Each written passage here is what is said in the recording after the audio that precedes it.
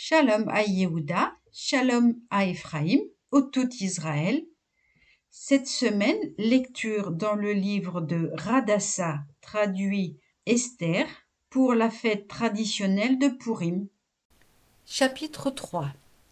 À la suite de ces événements, le roi Assuérus éleva Aman, fils de Hammédatha, l'Agagite, en l'appelant à la plus haute dignité et lui attribua un siège au-dessus de tous les seigneurs attachés à sa personne. Tous les serviteurs du roi, admis à la cour royale, s'agenouillaient et se prosternaient devant Aman, car tel était l'ordre donné par le roi en son honneur. Mais Mardochée, Mordecai, ne s'agenouillait ni ne se prosternait.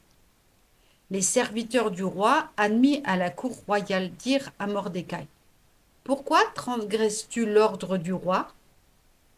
Comme il lui faisait cette observation jour par jour, sans qu'il en tînt compte, ils dénoncèrent le fait à Aman pour voir si les propos de Mordecai auraient quelque valeur, car il leur avait raconté qu'il était juif.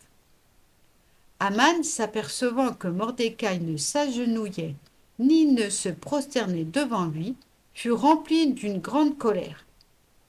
Mais il jugea indigne de lui de s'en prendre au seul Mordecai, car on lui avait fait savoir de quelle nation il était. Aman résolut donc d'anéantir tous les Juifs établis dans le royaume d'Assuérus, la nation entière de Mordecai. Le premier mois, qui est le mois de Nissan, dans la 12e année du règne d'Assuérus, on consulta le pour, c'est-à-dire le sort, devant Aman, en passant d'un jour à l'autre et d'un mois à l'autre jusqu'au 12e mois, qui est le mois d'Adar.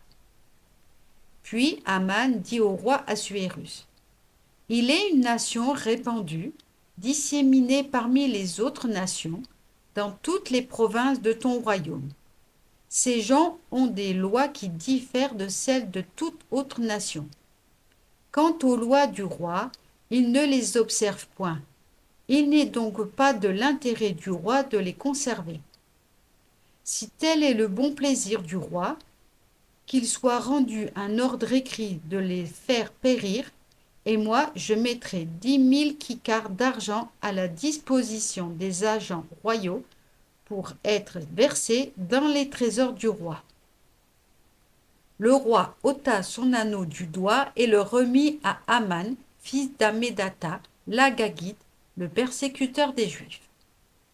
Et le roi dit à Aman : « Je t'abandonne à la fois l'argent et cette nation, dont tu feras ce que bon te semblera. » On convoqua les scribes du roi le 13e jour du premier mois, et un message fut rédigé d'après les prescriptions d'Aman à l'adresse des satrapes du roi, des gouverneurs de chaque province et des seigneurs de chaque nation, en conformité avec le système d'écriture de chaque nation et l'idiome de chaque peuple.